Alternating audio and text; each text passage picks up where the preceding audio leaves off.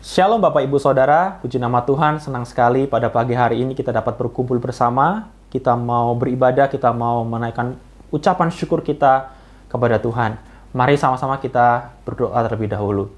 Tuhan Yesus, terima kasih buat hari ini, buat kebaikan, buat pertolongan Tuhan, buat penyertaan Tuhan di sepanjang minggu ini. Kami dapat melihat bagaimana kasih setia Tuhan senantiasa ada bagi kami, pertolongan-Mu sungguh nyata dan tepat waktu bagi kami. Kami menyerahkan seluruh kegiatan ibadah pada hari ini ya Tuhan, memohon pimpinan Tuhan, memohon perkenan Tuhan, memohon Tuhan layakan pujian dan penyembahan kami kepadamu di dalam nama Tuhan Yesus. Amin. Kita mau bersorak-sorak bagi Dia, kita mau memuji dan memuliakan nama Tuhan.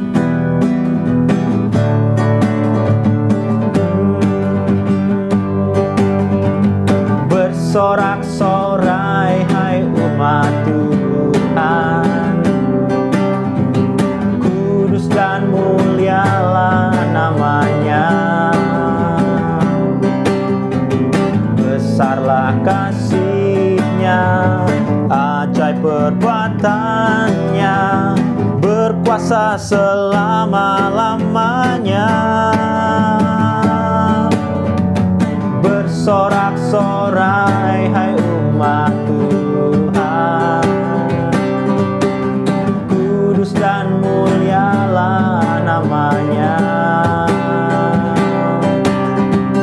Besarlah kasih-Nya, ajaib perbuatan-Nya, berkuasa selama-lamanya. Bagi Dia yang bertata, yang layak terima segala pujian. Bagi Dia yang bertata, surga bumi sujud menyembah di hadapan-Nya.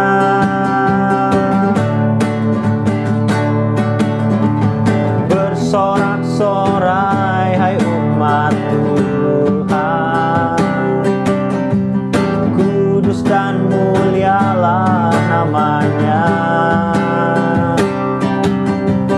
Besarlah kasih-Nya, ajaib perbuatan-Nya, berkuasa selama-lamanya. Bagi Dia yang memerintah, yang layak terima segala pujian. Bagi Dia yang bertata, surga bumi sujud menyembah di hadapan-Nya. Mari kita mau bersorak-sorak bagi Dia. Bersorak-sorai hai umat Tuhan, kudus dan mulialah namanya. Besarlah kasih-Nya, ajaib perbuatan-Nya, berkuasa selama-lamanya.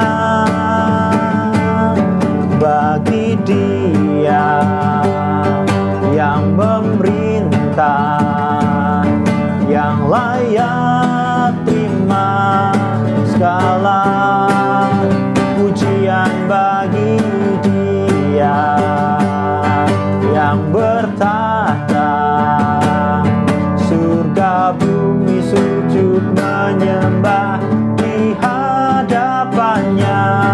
Bagi Dia yang memerintah, yang layak terima segala pujian. Bagi Dia yang bertata, surga bumi sujud menyembah di hadapan-Nya.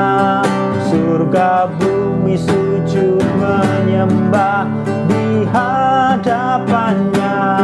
Surga bumi sujud menyembah di hadapan-Nya.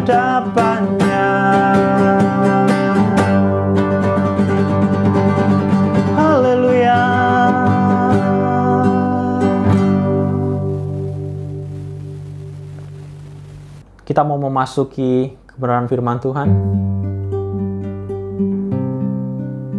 Kita mempersiapkan hati kita.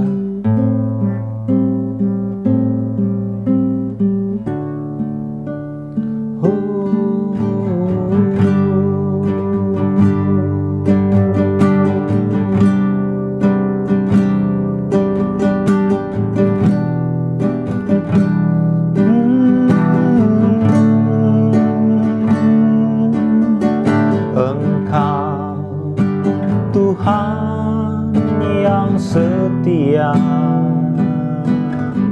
waktumu selalu yang terbaik. Engkau Tuhan sandaranku, dan ku hanya kan berharap padamu. Satu-satunya yang ku andalkan, satu-satunya yang ku percaya. Engkau sumber kekuatan, sumber pengharapan, sumber kedamaian. Satu-satunya yang ku andalkan, satu-satunya yang ku percaya. Engkau Tuhan memberkati, Tuhan penyembuhku, Tuhan pemulihku.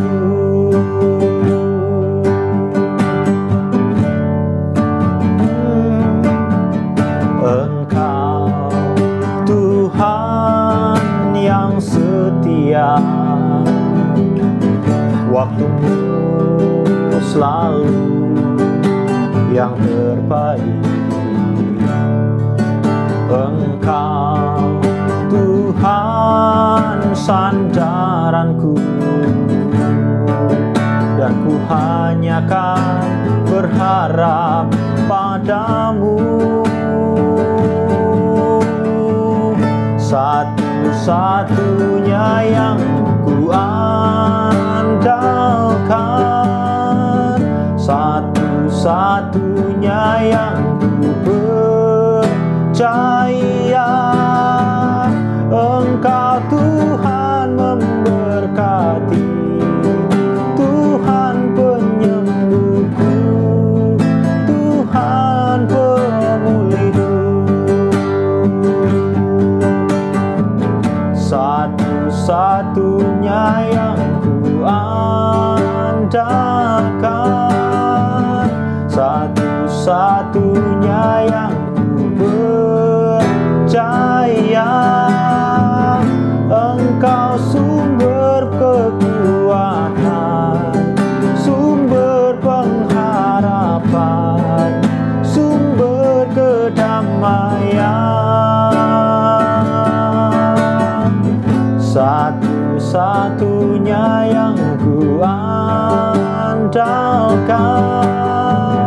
satu-satunya yang ku percaya. Engkau Tuhan memberkati, Tuhan penyembuhku, Tuhan pemulihku.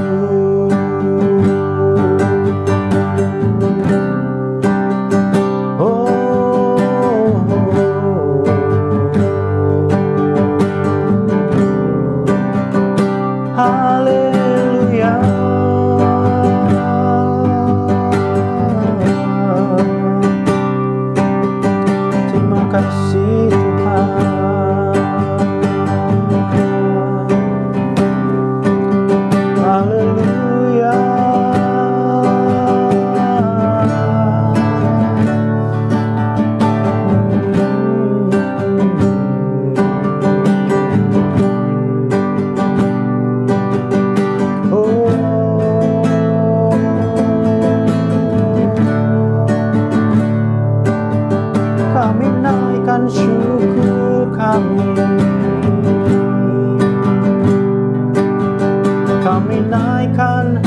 pujian penyembahan kami Tuhan.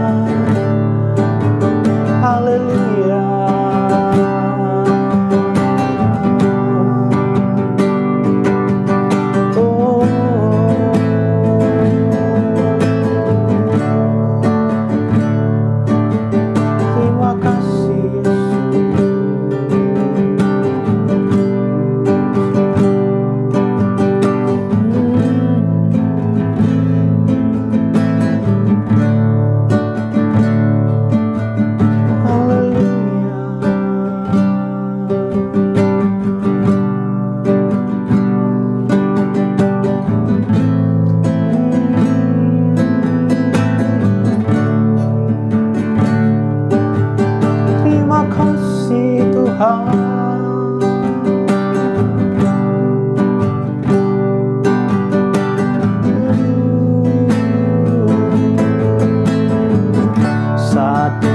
Satu-satunya yang ku andalkan, satu-satunya yang ku percaya. Engkau sumber kekuatan, sumber pengharapan, sumber kedamaian. Satu-satunya yang ku andalkan, satu-satunya yang ku percaya. Engkau Tuhan memberkati, Tuhan penyembuhku, Tuhan pemulihku.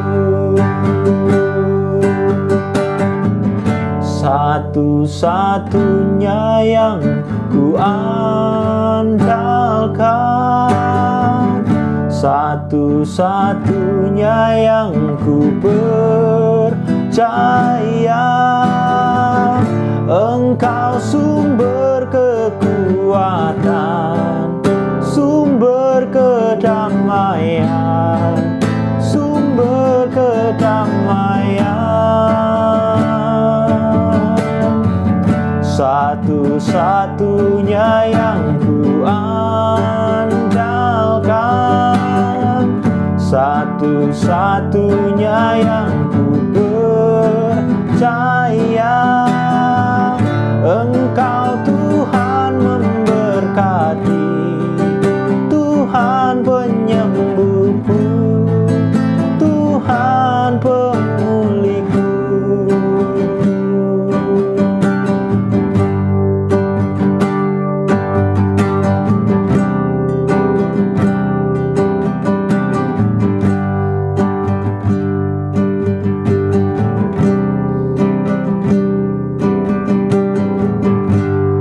Shalom Bapak Ibu semua.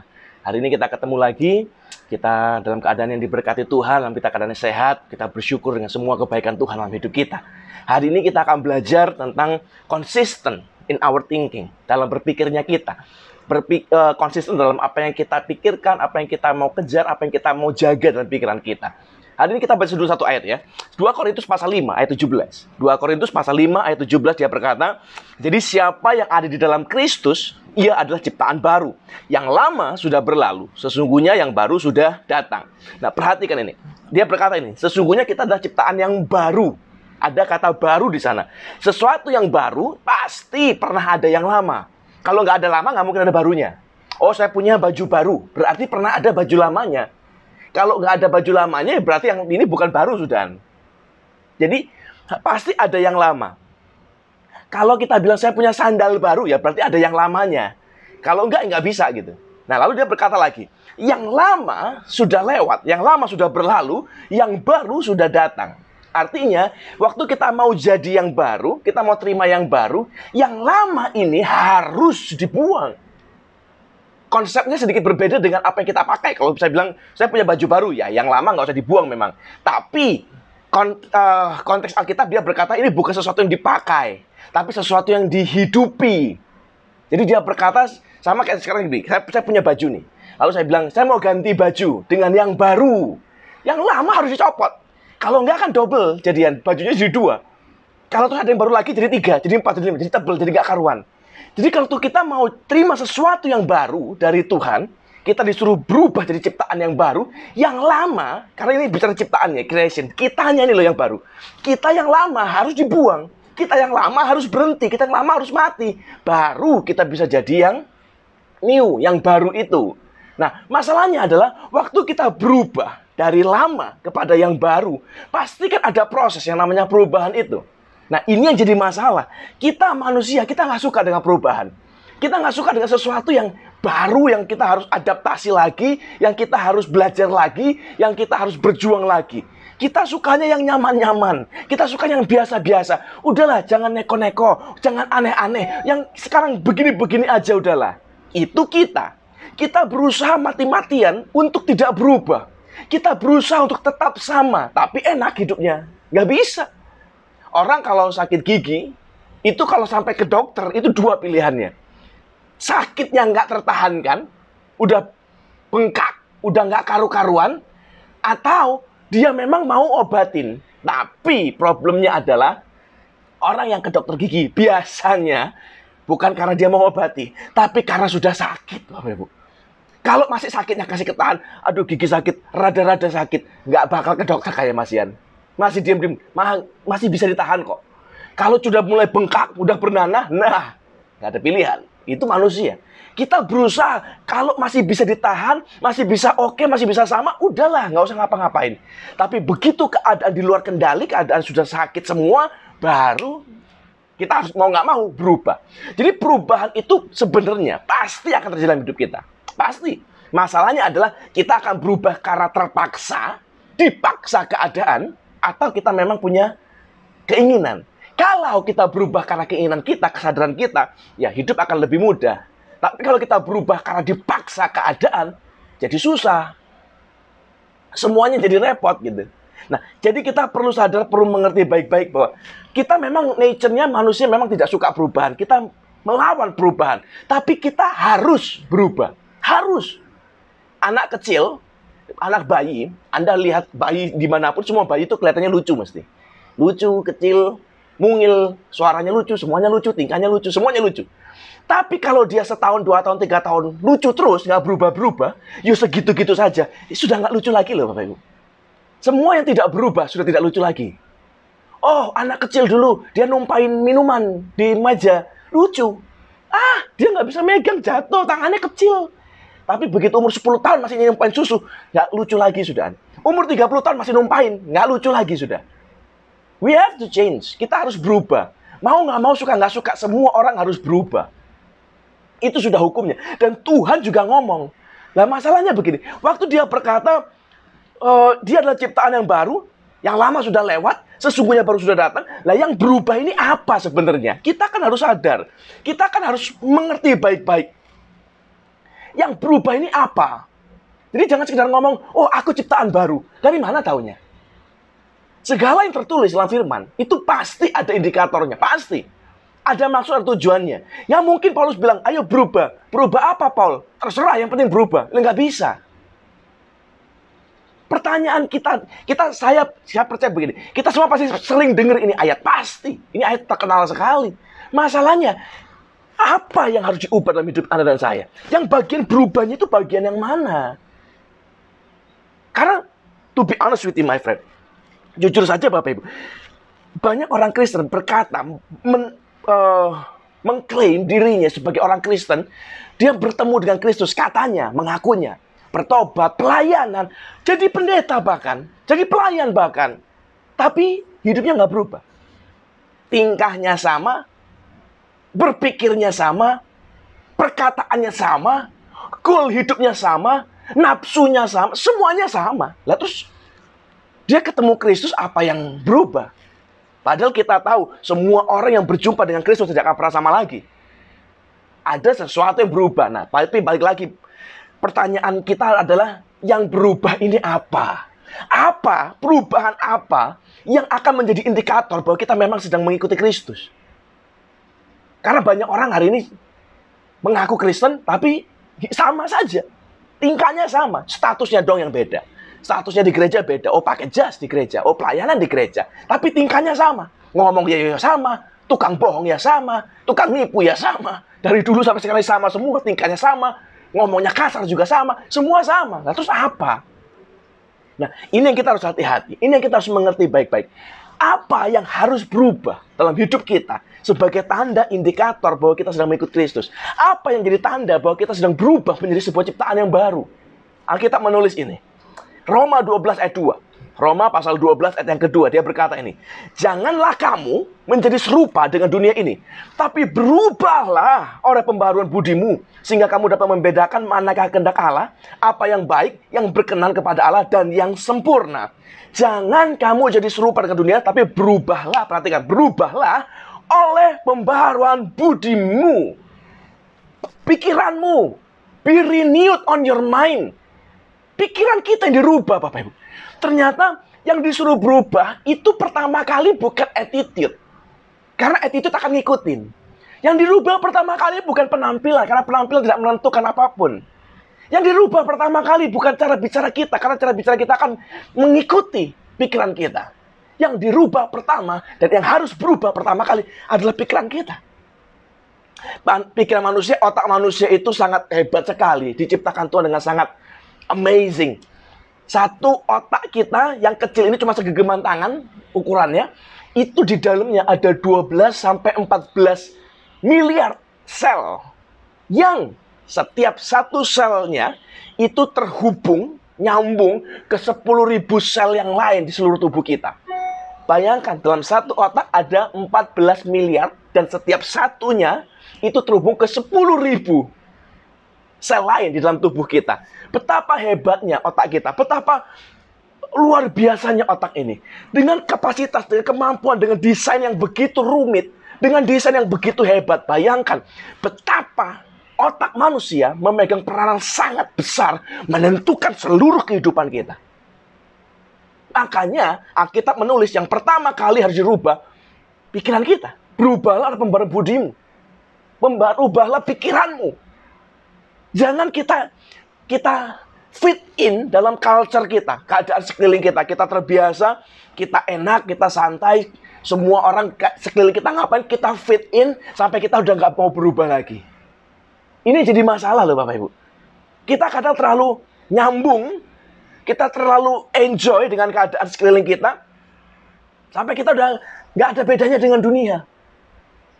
Makanya Tuhan bilang, kasihlah Tuhan Allahmu dengan segenap hatimu, dengan segenap pikiranmu, dengan segenap kekuatanmu.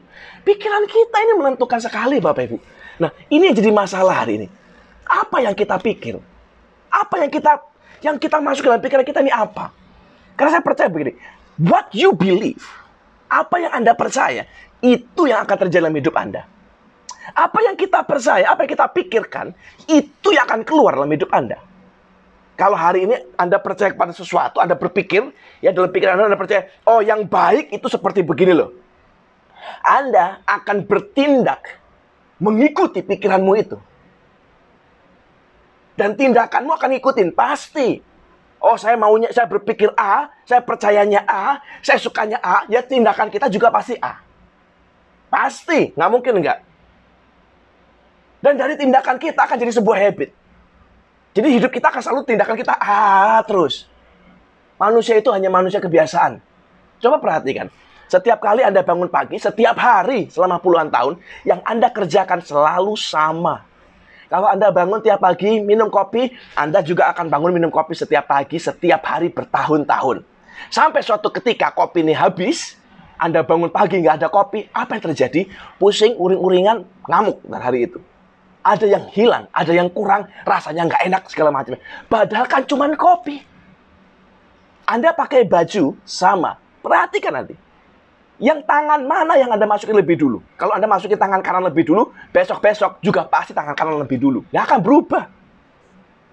Kita ini makhluk kebiasaan. Semua yang kita kerjakan selama bertahun-tahun, itu hasil dari tindakan kita. Dan nggak berubah, Bapak Ibu. Apa yang kita pikir akan pengaruh keluar dalam tindakan kita. Tindakan kita akan berubah jadi habit kita. Habit kita akan mendatangkan hasil keadaan Anda dan saya hari ini. Masalahnya, Anda puas nggak dengan keadaan Anda di mana Anda berada hari ini? Kalau tidak, you have to change. Kita harus berubah. Ini tidak bisanya dengan doa. Doa itu besar kuasanya, betul. Tapi iman tanpa perbuatan adalah mati. Jadi jangan cuma doa, mujizat terus-terusan. Tuhan kasih kita otak bukan hiasan loh, mikir. Dipakai dong Bapak Ibu. Jadi hati-hati. Hari ini banyak orang bodoh. Mau hidupnya berubah, mau hidupnya jadi lebih baik, tapi nggak mau berjuang. Maunya doa. Ini kalau versi yang rohani ya. Maunya doa, berharap mujizat. Saya mau beritahu sesuatu. Mujizat Tuhan itu bekerja dua arah. Dari pihak Tuhan dia bekerja, dari pihak kita bekerja, kita merespon. Kalau kita diem yang sana bekerja, nggak jadi mujizat itu namanya. Itu kurang ajar namanya. Minta. Kalau versi yang nggak rohani, udah nggak mau kerja, nggak mau repot, pengen sukses, ruwet nar. Tapi biasanya lebih rajin. Nyuri lah, nyopet lah, pesugihan lah, dan lain-lain. Tapi konsepnya kurang lebih dua-dua sama. Kalau kita cuma sekedar pengen tapi nggak mau berubah, nggak bisa. Jadi hati-hati hari ini. Berubah dulu di sini. Jangan kita jadi orang yang bodoh. Otak kita diciptakan dengan begitu hebatnya. 14 miliar sel di dalamnya. Untuk mengontrol, menguasai diri kita, tubuh kita. Pakai Bapak Ibu. Betapa luar biasanya itu. Pakailah. Untuk mengubah kita. Nah masalahnya adalah, apa yang di dalam pikiran kita yang dirubah yang mana? Hari ini saya akan kasih kita 3 bagian dalam pikiran kita yang harus dirubah. Satu, yang pertama, yang paling penting, yang paling krusial, yang paling dasar, yang harus dirubah pertama kali adalah cara kita berpikir. Cara kita melihat hidup ini. Cara kita melihat kenyataan kita hari ini. Coba kita baca sebentar ya. Filipi 4 ayat 8. Filipi pasal 4 ayat 8. Jadi saudara-saudara, semua yang benar, semua yang mulia, semua yang adil, semua yang suci, semua yang manis, semua yang sedap didengar, semua yang disebut kebaikan, kebajikan, dan patut dipuji, pikirkanlah semuanya itu. Jadi disuruh nih, kalau mau mikir, mikirlah yang baik, yang suci, yang mulia, yang sedap didengar, yang indah, yang benar begitu. Jangan yang jorok, jangan yang mesum, jangan yang jahat, jangan yang licik. Pikirnya yang dipilih, disuruh memilah. Pilihlah yang bagus, pilihlah yang baik. Kayak orang makan Bapak Ibu. Jangan makan sampah, jangan makan tanah. Makanlah yang punya nutrisi, yang punya gizi. Makanlah sayur, makanlah buah, yang benar, yang bagus, yang punya vitamin gitu loh. Sama, otak kita juga sama. Jangan semua yang jorok-jorok sampah dimasukin, tanah dimasukin, semua yang gak beres dimasukin otak kita. Rusak kita nanti. Coba satu lagi. 2 Korintus pasal 10 ayat 5. 2 Korintus pasal yang ke-10 ayat yang ke-5. Kami mematahkan setiap siasat orang dan merubuhkan setiap kubu yang dibangun oleh keangkuhan manusia untuk menentang pengenalan akan Allah. Kami menawan segala pikiran, perhatikan. Kami menawan segala pikiran dan menaklukkannya kepada Kristus. Kami menawan segala pikiran dan menaklukkannya kepada Kristus. Kita punya kuasa untuk mengendalikan pikiran kita dengan kuasa Allah, dengan kuasa Tuhan. Nah, ini yang jadi problem sekarang masalahnya ya. Tadi ingat baik-baik. Dalam Filipi dibilang, pikirkanlah yang baik, yang mulia, sedap didengar, dan begini.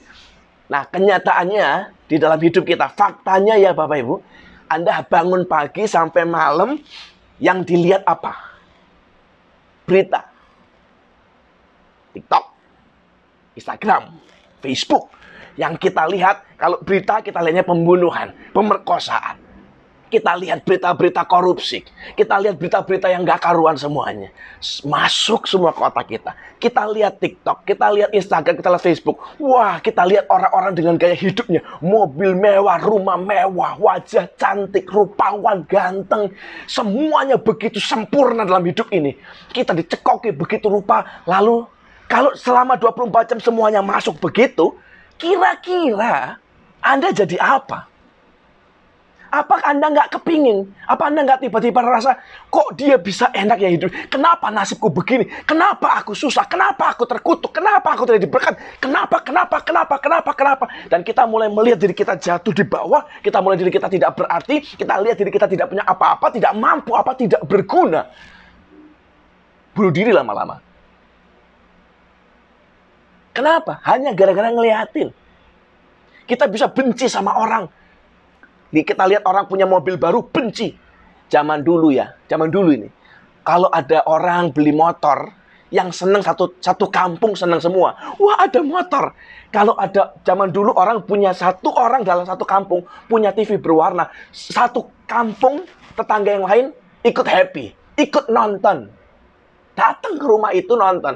Sekarang satu orang beli mobil, satu kampung iri semua.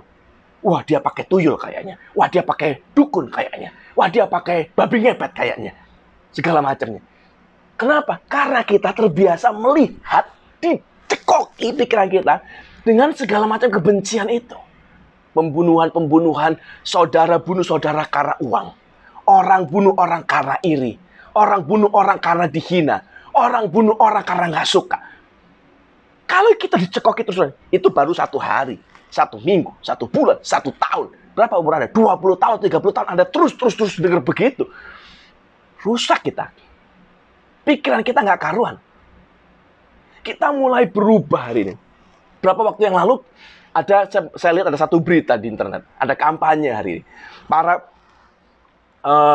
feminis, jadi para wanita, mereka mulai sedang mengadakan sebuah protes untuk mengubah standar kecantikan. Hari ini kalau kita lihat, standar kecantikan itu putih, tinggi, langsing, kurus. Bukan langsing lagi, kurus. Kurus banget kadang-kadang. Sampai pinggangnya cuma segede dipegang bisa. Kaki panjang, apalagi ntar. Rambut panjang, rambut indah. Jadi kalau yang di luar ini, nggak lagi cantik. Kalau pinggangnya nggak bisa dipegang dengan 2 tangan ketemu, berarti nggak cantik. Kalau kakinya nggak panjang, nggak cantik. Kalau dia nggak putih, nggak cantik. Kalau nggak tirus, nggak cantik. Kalau nggak mancung, nggak cantik. Padahal kan tidak, Bapak Ibu. Tapi karena kita keseringan lihat iklan-iklan di TV yang dipakai mancung semua kayak Pinocchio, kita mulai berpikir, wah ini loh yang cantik, berarti aku enggak. Istriku nggak cantik. Gawat loh. Padahal, kalau kita mau jujur ya, semua iklan yang keluar, itu kan editing. Diperhalus, dipercantik, warnanya dimanipulasi begitu rupa. Hasil jadinya, wow, indah sekali. Coba lihat nyatanya, kaget nggak? Hari ini ada sebuah fenomena, orang cari pacar lewat online. Ada dating apps dan segala macam. Wah, kita lihat fotonya, wih, cantik banget, ganteng banget. Coba ketemu. Kaget ntar. Kok lain? Oh, fakta tidak seindah iklan memang. Iklan luar biasa. Kita berubah, kita bisa judging orang, kita bisa hina orang gara-gara apa yang sedang kita masukin. Begitu banyak sampah yang masuk, hoax yang masuk, segala macam masuk. Tapi nggak ada netralisirnya. Dan terus netralisirnya dari mana? Alkitab menulis, kami menawan segala pikiran dan menaklukkannya kepada Kristus. Tuhan, kuasa Tuhan mampu menetralisir kita. Dia mampu mengendalikan, dia mampu menguasai pikiran kita. Masalahnya, kita mengizinkan Tuhan atau tidak untuk menaklukkan pikiran kita.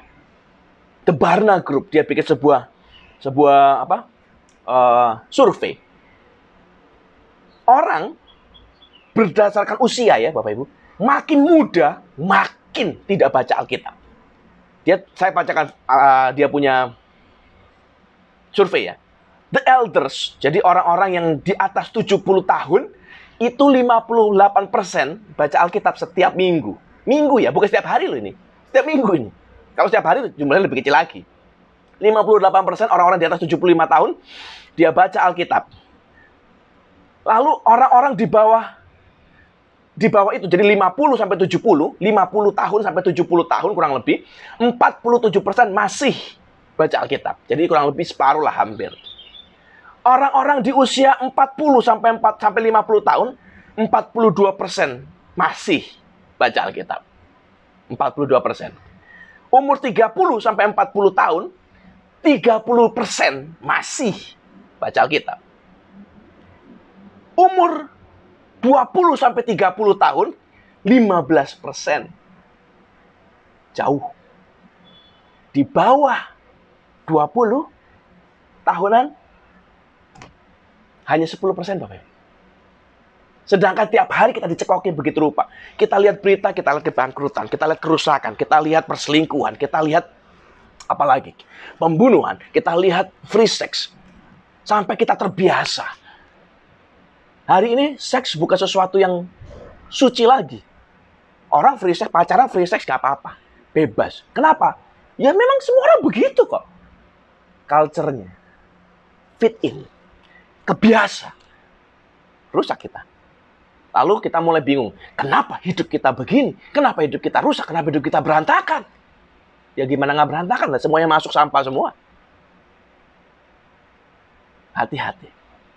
Netralkan pikiran kita. What you think. Apa yang kau pikirkan. Itu yang akan keluar dalam hidupmu. Itu yang akan terjadi dalam hidupmu. Jadi hati-hati baik-baik. Hati-hati baik-baik. Kalau Anda baca Alkitab, Roma 10:17 dia berkata begini. Iman timbul dari pendengaran, pendengaran akan Kristus. Jadi firman itu punya kekuatan, kemampuan untuk memulihkan, membersihkan pikiran kita. Untuk menetralisir pikiran kita. Dan mendatangkan berkat Tuhan dalam hidup kita. Baca firman. Baca Alkitab. Nggak ada pilihan. Hanya itu untuk menetralisir keadaan kita. Kalau kita nggak pernah baca Alkitab, kita cuma lihat sampah-sampah berkeliaran. Kita lihat cuma korupsi-korupsi. Kita cuma lihat kejahatan-kejahatan. Kita cuma lihat yang nggak karu-karuan. Kita akan memakluminya nanti lama-lama. Kenapa kamu bangkrut? Ya karena ya semua orang juga bangkrut. Hidup ini kan seperti roda. Kadang di atas, kadang di bawah. Tapi itu tidak sama dengan apa yang Alkitab katakan. Alkitab bilang hidup kita bukan seperti roda. Alkitab bilang hidup kita jadi kepala yang akan naik terus, bukan turun. Jadi kepala, bukan ekor. Itu kata Alkitab. Tapi kita memakluminya. Bukan berarti orang Kristen nggak bisa jatuh. Bukan berarti orang Kristen nggak bisa gagal. Bukan. Tapi Alkitab menulis janji Tuhan. Kau akan naik terus. Naik terus. Namanya naik juga pasti ada turun. Kalau nggak pernah turun, nggak pernah naik berarti. Tapi naik terus. Bukan kau akan jatuh, gagal, bangkrut, stuck, mati, terjepit di situ. Bukan. Konsepnya dan konteksnya harus benar. Jadi, ubahlah. What we think. Apa yang kita pikirkan dulu tentang hidup ini. Cara kita berpikir harus benar dulu. Jadi pilih-pilih baik-baik apa yang kau pikirkan. Pilih baik-baik apa yang kau masukkan dalam pikiranmu. Apa yang kau masukin dalam otak kita. Nah, masuknya dari mana? Semua yang masuk ke pikiran itu terdapat di sini loh Bapak Ibu. Di mata. Dan di telinga.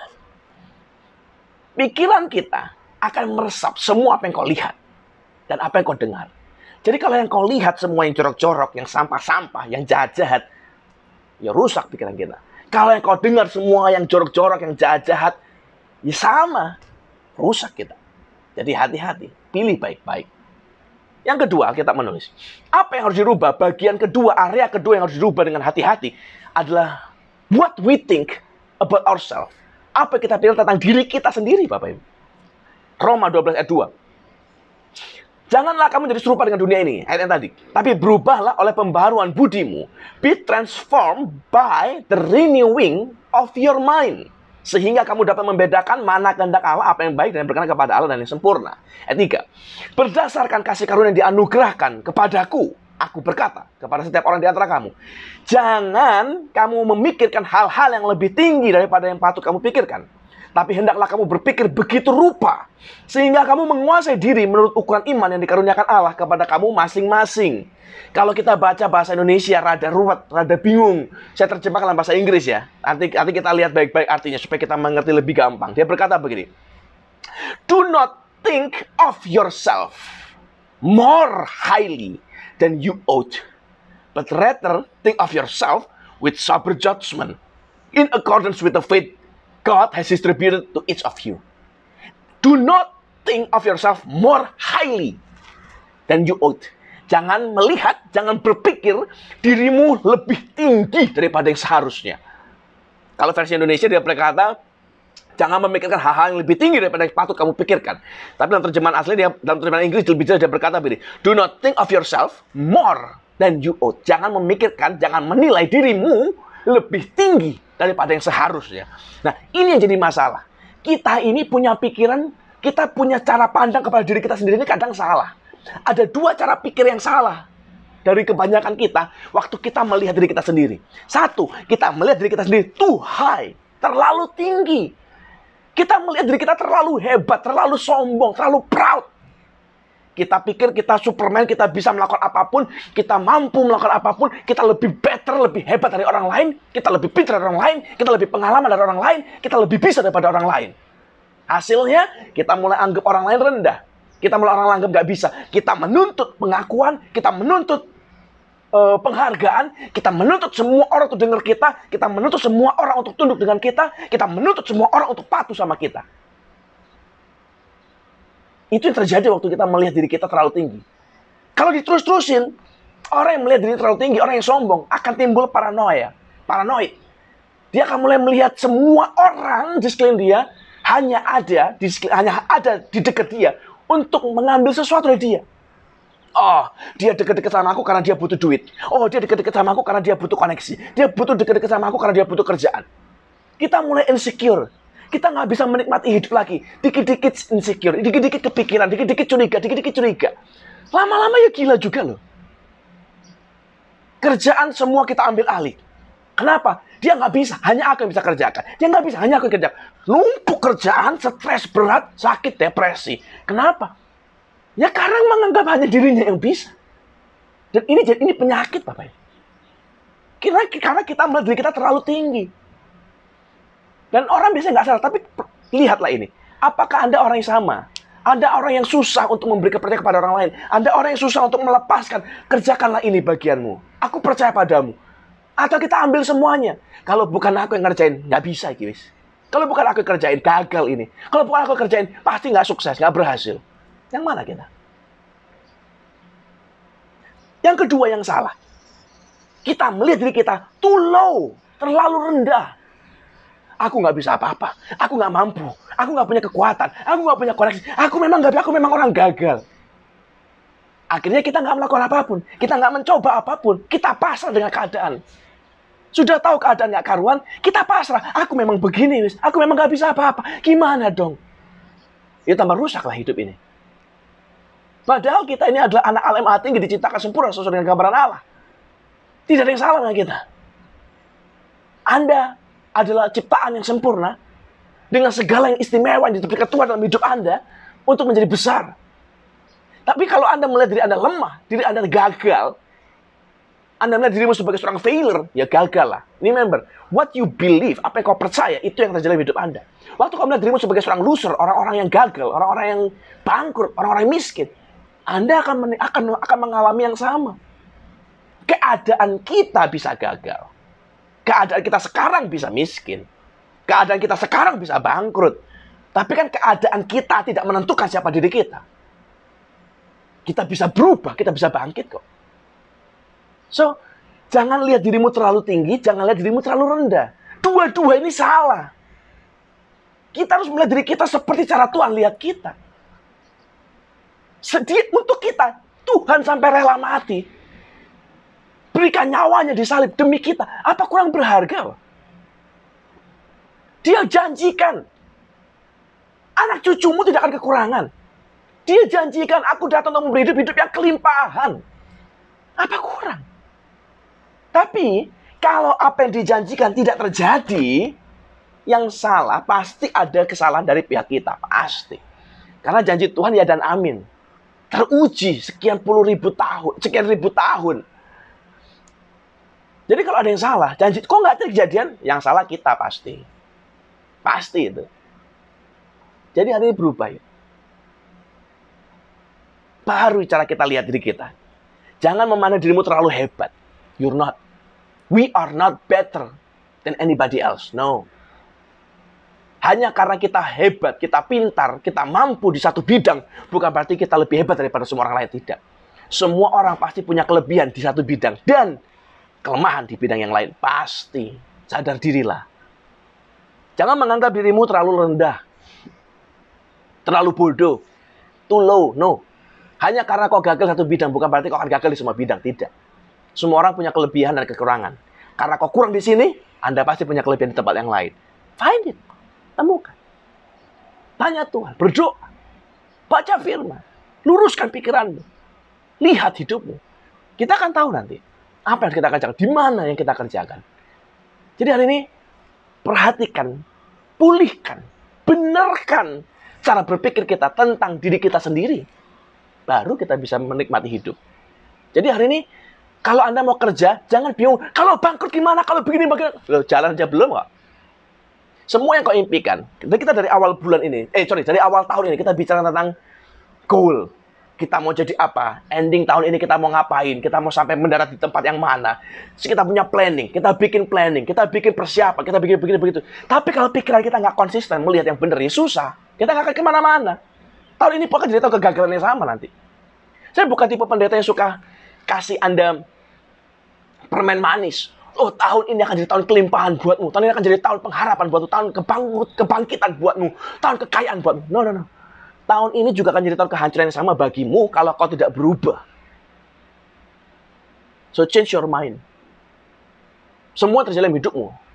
Dan saya akan terjadi dimulai dari pikiran kita. If you want to be transformed, kalau kau ingin diubah, yang harus dirubah pertama di sini. Baru yang lain akan ngikutin. Berubah. Yang ketiga, kita 3 area. 1, cara kita berpikir harus dirubah. Cara kita melihat diri kita harus dirubah. Yang ketiga yang harus dirubah adalah cara kita melihat orang lain harus dirubah. Harus. Roma 12 ayat 10 berkata ini. Hendaklah kamu saling mengasihi sebagai saudara dan saling mendahului dalam memberi hormat. Perhatikan ya. Hendaklah kamu saling mengasihi sebagai saudara dan saling mendahului dalam memberi hormat. We have a privilege to pick a friend. Kita dapat privilege, kehormatan. Kita dapat hak untuk memilih teman. Kita memang nggak bisa milih keluarga, tapi kita bisa memilih teman. Jadi keluarga Anda siapa Anda nggak bisa milih. Itu sudah anugerah Tuhan. Dan Dia tahu semua yang terbaik. Suka nggak suka menurut kita, baik nggak baik menurut kita, baik di mata Tuhan. Dan yang di mata Tuhan pasti lebih benar daripada apa di mata kita. Nah, tapi kita punya hak untuk memilih teman kita. Masalahnya adalah apa yang kita pikirkan tentang mereka, kita milih teman itu berdasarkan apa? Kriteria apa yang kita pakai? Alkitab arti menulis ini. Hendaklah kau mengasihi mereka sebagai saudara, saling memberi hormat. Ini yang harusnya kita pahami baik-baik. Suatu hari di koran Amerika ada satu ibu-ibu sharing ceritanya. Dia cerita, dia ini pergi ke supermarket. Punya 2 anak laki-laki, dia pergi ke supermarket. Nah, anaknya 1 kulit putih, 1 kulit hitam. Anaknya. Lalu, lagi jalan di supermarket, ada orang asing nggak kenal, nyeletuk. Kok anakmu lain? Warnanya 1 putih, 1 hitam. Kenapa? Dan si ibu ini bingung. Dia mau jelaskan bagaimana. Kalau dia jelaskan panjang lebar, didengar anaknya, nanti anaknya sakit hati, terluka. Jadi dia bingung mau ngomong apa. Di tengah ibunya bengong, anaknya nyaut. I am adopted. Saya umur 6 tahun anaknya. Dan dia yang ambil alih, dia jelaskan, saya diadopsi. That is when you have the same family, but not the same face. Saat Anda diadopsi, itulah momen di mana Anda punya keluarga yang sama, tapi wajahnya berbeda. Nah, perhatikan baik-baik. Konsep inilah yang diajarkan oleh Alkitab kita. Kita semua ini adalah anak adopsi dari Tuhan. Satu keluarga. Beda wajah, beda rupa. Tapi kita satu keluarga. Keluarga Kristus. Keluarga Allah. Masalahnya, waktu kita gagal mengerti ini, konsep adopsi ini, rusak kita. Kalau anak ini, yang putih dan hitam ini, tidak mengerti konsep adopsi. Adopsi itu apa? Oh, adopsi itu kamu anak orang, diambil menjadi keluarga yang sama, diambil anak jadi keluarga dari keluarga yang ini. Sah. Kalau dia nggak ngerti itu, dia akan berpikir, dia akan melihat, kenapa aku berbeda? Kenapa dia putih, aku hitam? Atau kenapa dia hitam, aku putih? Kenapa begini, kenapa begitu? Dan kalau itu diterusin tanpa pengertian, tanpa pengenalan yang benar tentang konsep adopsi, Anda boleh pastikan ini anak akan timbul dengan masalah besar dalam hidupnya. Kenapa? Berbeda. Ingat baik-baik di awal saya bilang, tidak ada orang suka perbedaan. Tidak ada suka orang perubahan. Orang sukanya sama. Semua sekeliling kita sama. Semuanya sama. Seragam. Kita senang. Tapi begitu berbeda, semua orang akan berjuang mati-matian untuk mengubah, untuk menghalangi perbedaan itu. Perubahan itu. Jadi kita harus ngerti, kita ini semua satu keluarga. Jadi kalau Anda melihat, kalau Anda gagal mengerti konsep adopsi ini, Anda akan melihat orang lain itu sebagai kompetitor, musuh, saingan, lawan. Oh, dia punya mobil, aku harus punya. Ya kan lucu ya? Kenapa dia punya apa, kita harus punya, ngapain? Tapi kenyataannya di lapangan, di fakta kehidupan, itu terjadi, Bapak Ibu. Wah, dia punya rumah, kita harus beli. Loh, itu duitnya siapa? KPR, cicil. Tapi gaji kita nggak cukup. Nggak peduli. Yang penting harus beli. Dia punya, kita harus punya. Rusak, Bapak. Terus nanti kalau kejebak utang, kredit macet, rumah disita, duit sudah masuk, DP sudah masuk, cicilan sudah masuk, sudah hilang semua, gaji sudah habis, tabungan sudah habis, rumah disita. Siapa yang susah? Kita. Kenapa kita ngalami susah? Jangan pikir Tuhan mencobai, setan menyerang. Jangan. Kenapa? Karena kita stupid, bodoh. Kita lihat orang lain jadi saingan kita. Kita lihat orang lain jadi kompetitor kita. Padahal dia kan saudara kita ya. Kalau kita mampu merubah cara pandang kita kepada orang lain, semua akan berubah. Oh, dia bukan musuhku, dia bukan sainganku, dia bukan kompetitorku. Dia adalah orang yang bisa tolong aku, support aku. Orang yang bisa membuat aku menjadi berhasil dia. Kenapa? Karena dia sudah berhasil lebih dulu. Kalau kita bisa merubah cara kita berpikir, semua akan berubah dalam hidup ini.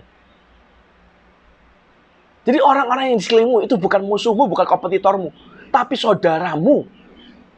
Makanya kita menulis, hendaklah kamu saling mengasihi, love each other, dan saling lebih dulu memberi hormat. Jangan lebih dulu memberi cemooh, jangan lebih dulu memberi iri. Hati-hati loh. Saya percaya begini. Coba perhatikan ya. Perhatikan pola ini. Ini pasti juga terjadi dalam hidup Anda. Pasti. Siapapun kita. Pasti ada dalam hidup ini. Satu orang yang ditaruh Tuhan dalam sekeliling hidup kita. Dalam lingkungan kita. Satu orang yang hebat menonjol. Yang enak kayaknya. Wah, dia enak ya. Hidupnya mewah mungkin.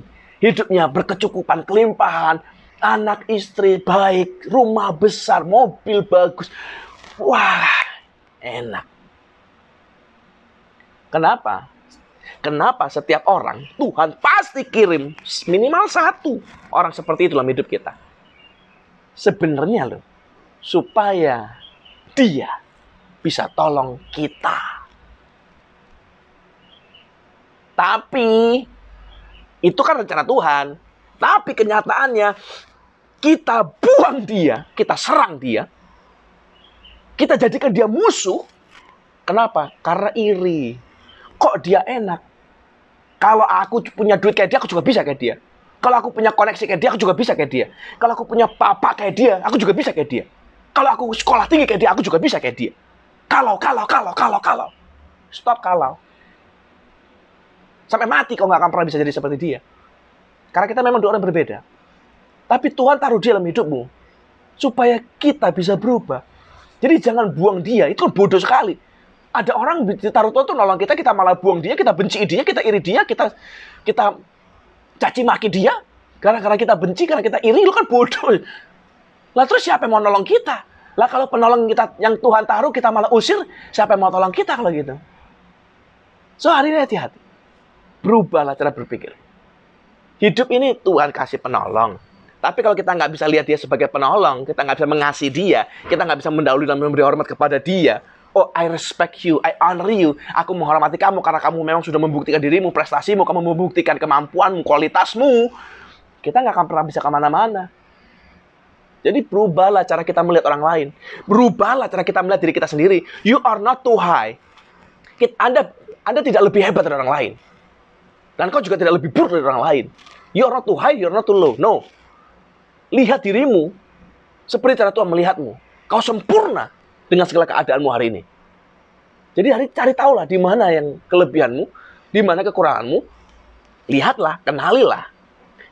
Ubahlah cara kita melihat hidup ini. Cara kita berpikir dirubah. Jangan semua sampah dimasukin. Jangan semua yang jorok-jorok dimasukin. Pilih baik-baik yang mana yang kau bisa masukin, yang mana yang kau bisa pikirkan, yang bagus, yang baik, yang mulia, yang didengar, yang disebut kebajikan, yang menghasilkan sesuatu dalam hidup ini, yang indah. Jangan biarkan dirimu dikuasai kebencian. Jangan biarkan dirimu dikuasai dengan kepahitan, kemarahan. Jangan biarkan dirimu dikuasai dengan segala hal-hal yang jahat, yang jorok, yang mesum. No. Pikir yang benar. Waktu kita bisa merubah diri kita baru bisa merubah kehidupan kita. Alkitab menulis, Alkitab kita ya, saya nggak buka ayatnya karena kepanjangan nanti, tapi Alkitab menulis begini. As a man thinks in his heart, seperti apa yang dipikirkan manusia dalam hatinya, yang dipikirkan manusia dalam hatinya, so is he. Begitulah dia. Jadi apa yang kau pikirkan, itulah dirimu. Kata Alkitab. Marcus Aurelius, Kaisar Roma, saudara, dia berkata begini. A man's life is what his thoughts make of it. Hidup manusia adalah produk dari apa yang dia pikirkan. So, apa yang kau pikir hari ini, itu yang akan terjadi dalam hidupmu. So, renew your mind. Perbarui pikiranmu hari ini. Untuk Anda menikmati hidup yang baru. Ubahlah cara Anda berpikir. Ubahlah cara Anda melihat dirimu sendiri. Ubahlah cara Anda melihat orang lain. Dan hidup Anda akan berubah semuanya. Tuhan Yesus memberkati.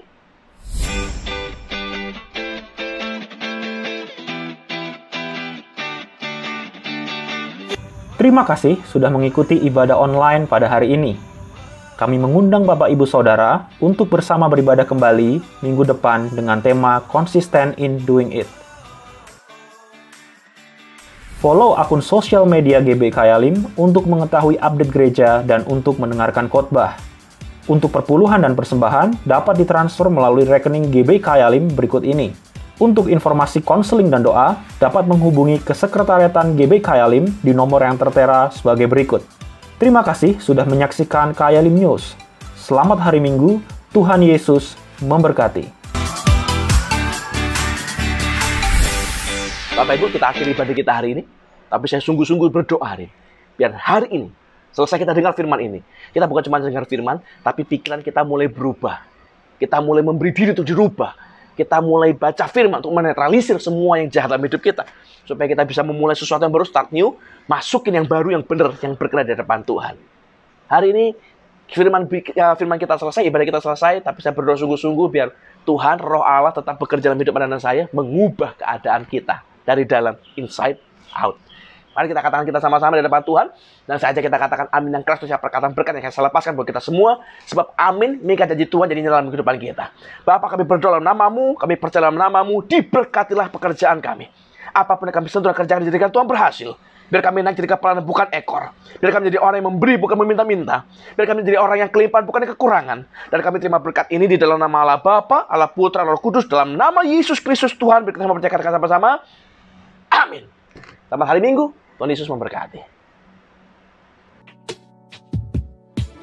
Hanya satu katamu yang ku perlukan. Firman-Mu menentukan seluruh hidupku.